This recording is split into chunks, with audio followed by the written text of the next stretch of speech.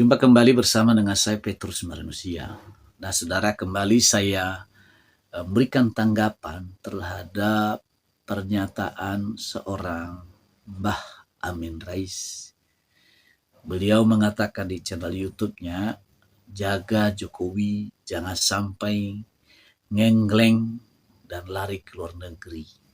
Nah, ini kan sebetulnya orang tua ya, harusnya bijaksana.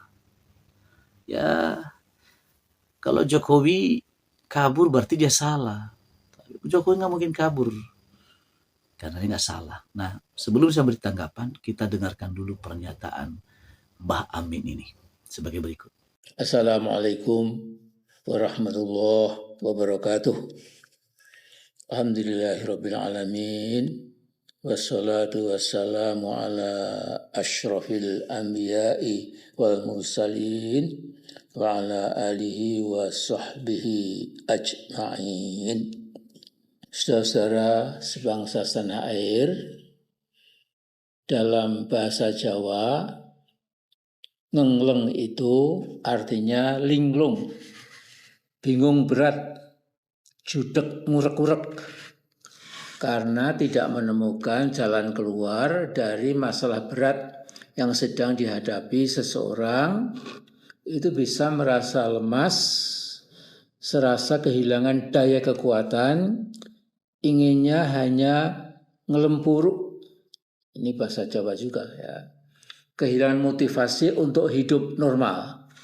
Jadi badannya merasa terkulai, lunglai, gairah hidup hilang, terbang entah kemana. Itulah yang saya kira, saya bisa keliru ya, akan segera dan mungkin sudah dialami oleh Jokowi. Yakni bila pengadilan sampai menyidangkan dua tokoh bangsa, Mas Roy dan Ibu T. Fauzia, Bu Dokter, mengenai ijazah palsu Jokowi, Jokowi harus dihadirkan. Tidak bisa tidak. Nah, bila benar Pengadilan Tinggi Jakarta Selatan berani memanggil Roy dan Tifa tentang ijazah palsu Jokowi, maka hal yang sangat ditakuti Jokowi, manusia abnormal dari Solo itu, dia harus hadir ke pengadilan. Tapi yang jelas, saya ingin menunjukkan ijazahnya di dalam sidang pengadilan nantinya. Harus dalam sidang-sidang pengadilan yang ada nanti akan saya tunjukkan ijazah asli yang. Nah, dalam pemikiran Raja Botong dan pembohong dari Solo itu, tidak mungkin tuduhan ijazah palsu Jokowi oleh Roy dan Tifa dan teman-teman mereka akan berakhir di pengadilan. Itu tidak terbersit di dalam pikiran Jokowi. Karena itu, kalau Jokowi setelah lengser menderita sakit ajaib dan sampai sekarang, maaf, matanya makin sipit ya, dan kepalanya hampir butak total, saya yakin itu semua karena tekanan mental kejiwaan si Raja Jawa palsu itu. Jadi tukang tipu profesional dari Solo ini semua ijazahnya palsu. Ijazah SD, SMP, SMA, dan S1-nya. Nah, ini mengenai kepalsuan semua ijazahnya Jokowi itu, Gus Nur dan Bambang Tri sudah menegaskan itu sekitar 3 tahun lalu. Nah, saya yakin qadar Allah SWT untuk Jokowi makin lama makin jelas. Akhirnya makhluk ajaib dari Solo ini nasib malangnya berakhir di pengadilan. Hari-hari ini bagi Pinocchio Solo itu sungguh menegangkan. Willy-nilly, jadi pasti ya. Akhirnya penipu dajjal dari Solo ini tidak bisa lagi menghindar dari terkaman hukum. Mungkin itulah hukuman bagi sosok perusahaan Indonesia yang telah merusak Indonesia selama 10 tahun. Nah, saya minta pemerintahan Pak Prabowo mengawasi terus gerak-gerik Jokowi yang makin ngengleng. Jadi jangan sampai lari ke RRC meniru tokoh-tokoh PKI dulu seperti Yusuf Aticorop, Sobron Aidit, Tio Keng Bo, Sarmaji dan lain-lain yang melarikan diri ke negara Xi Jinping Negaranya Xi Jinping ini mungkin seolah-olah paman angkatnya Jokowi. Dalam Al-Quran di beberapa ayat Allah berfirman tentang usaha manusia untuk merancang sebuah rencana, sebuah trik atau stratagem. Bahasa Inggrisnya itu stratagem. Yang dalam bahasa Al-Quran disebut sebagai makar. Allah berfirman bahwa makar Allah jauh lebih bagus dan lebih jitu. Kita ambil satu ayat saja, yaitu ayat 46 dalam surah Ibrahim. Bunyi ayatnya itu adalah ya, wa qad makaru makruhum wa indallahi makruhum wa in kana makruhum litazula minhul jibal.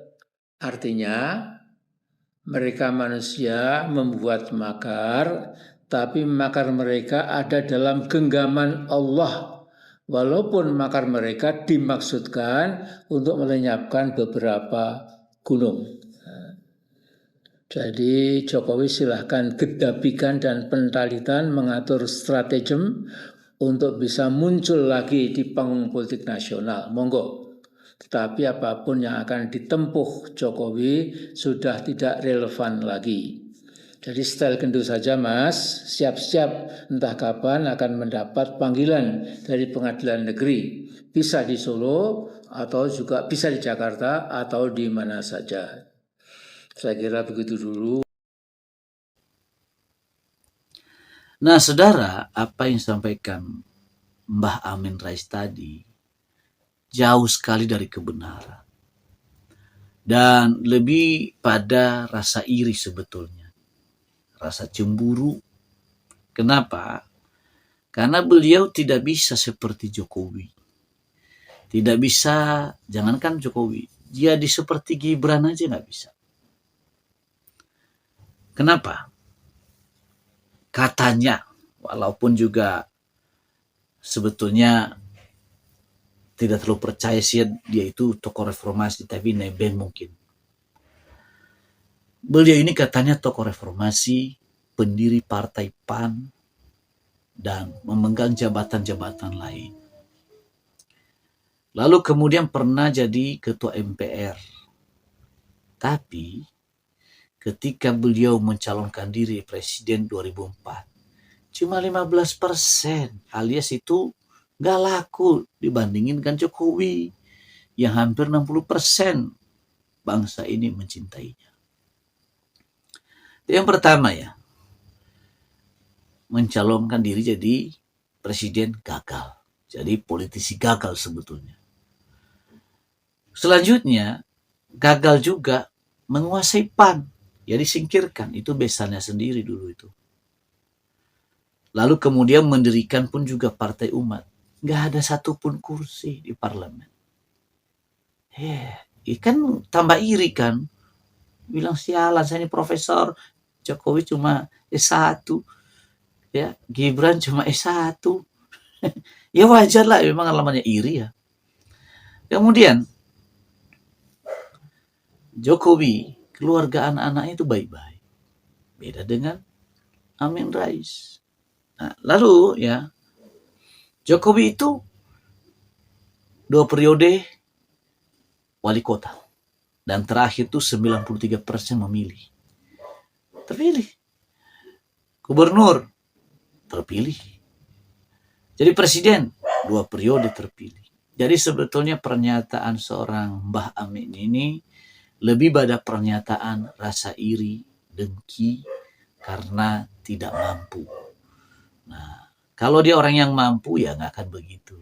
Dan sekaligus cari perhatian Prabowo supaya adalah dari partainya masuk di kabinet Merah Putih. Tapi Prabowo udah tahu bahwa beliau ini nggak bisa diajak kerjasama.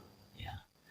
Jadi itu menurut saya, pandangan saya, Amin Rais itu hanya iri hati saja. Nah, demikian tayangan sekali ini. Sampai ketemu di tayangan selanjutnya. Terima kasih.